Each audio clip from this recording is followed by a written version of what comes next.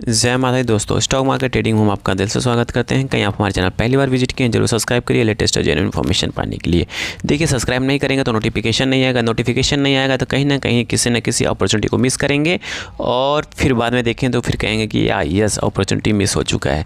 ठीक है, यहाँ पर जो भी बात करते हैं लेटेस्ट और जेन्युइन इन्फॉर्मेशन बात करते हैं, जहाँ पर आपका पैसा बन सके, कुछ आप सीख सके, कुछ अर्न कर सके, कुछ पैसा घर ले जा सके। चलिए बात कर लेते हैं वाई एनर्जीज में। वाई एनर्जीज में क्या अपडेट है उसके बारे में जान लेते हैं। देखेंगे जो वारी एनर्जीज की आज की बात करें तो वारी एनर्जीज में आज अच्छा खासा मोमेंटम देखने को मिला। 2% के आसपास की ट्रेडिंग दिखाई दे रहा है, मतलब यहाँ पे बढ़ता हुआ दिखाई दे रहा है वारी एनर्जीज में। और वहीं बात करें वाईटीडी की बात करें तो वाईटीडी में देखेंगे 19.71% का गिरावट अभी भी है, मतलब अभी भी इसमें स्पेस है ऊपर जाने के लिए। ठीक है, और वहीं बात करते हैं कि वाई एनर्जीज में क्या अपडेट है, क्या टारगेट प्राइस सेट किया गया है ब्रोकरेज हाउस के द्वारा या रेटिंग एजेंसीज के द्वारा, उसके बारे में भी जान लेते हैं।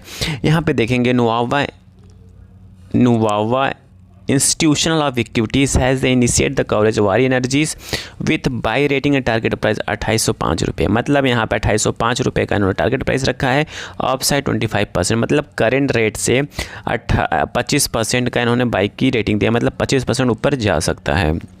देखिए, ये जो रेटिंग देते हैं, बाई की रेटिंग देते हैं, इसके पीछे का इनका इन्वेस्टिगेशंस होता है, उनका एनालिसिस होता है, उसके बेस पे इन्होंने डिफाइंड करते हैं कितने % तक ऊपर जा सकता है। तो उन्होंने क्या रखा है अपना इन्फॉर्मेशन, इन्होंने क्या शेयर किया है, क्या एनालिसिस दिया है, उसके बारे में भी यहाँ पे हम जान लेते हैं। इसके लास्ट में वीडियो में एक ट्रिकी पॉइंट बताऊँगा आपको वाई एनर्जीज में, जो आपकी आँखें खोल देगी। ठीक है, पहला ये है कि यहाँ पर हम जान लेते हैं कि इनकी वारी एनर्जीज में इन्होंने क्या इन्वेस्टिगेशंस किया है, उसको जानने की कोशिश करते हैं। यहाँ पे देखिए, उन्होंने बताया कि वारी एनर्जीज अच्छा खासा काम कर रहा है अपने सेक्टर्स में, इसके अलावा ग्रीन हाइड्रोजन सेक्टर्स में भी एंटर कर चुका है।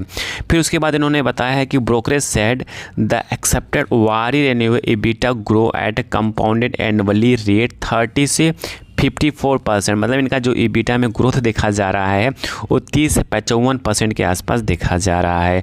और respective over 24-27 driven strong order book, जो इनके पास ऑर्डर बुक है, इसके पीछे का भी रीजन उन्होंने बताया है कि बहुत ज़बरदस्त ऑर्डर बुक है।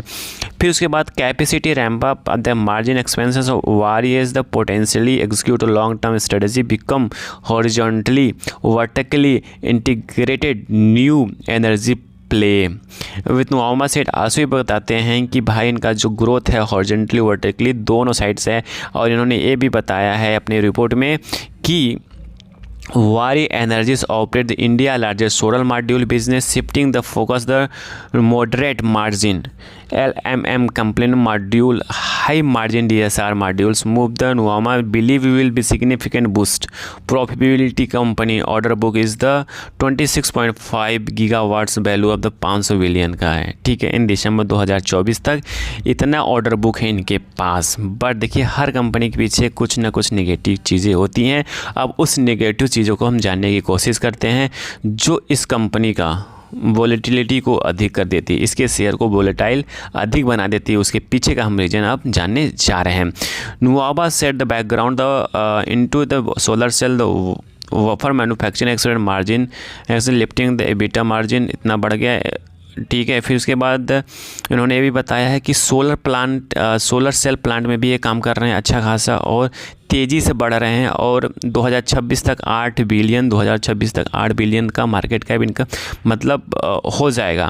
फिर उसके बाद आता है यहाँ पे कि जो एक्सपेंशन प्लान है, उस एक्सपेंशन प्लान की बात करें तो इन्होंने एक्सपेंशन प्लान के भी बारे में बताया है कि इनके सेलर सेल कैपेसिटी इन्होंने 11 वाट और wafer capacity 6 watt to by 2027 तक हो जाएगा। Company recently started the commercial production 1.4 giga solar cell facility of चिली Gujarat aims commission and Gujarat, ये सब चीज़ें है।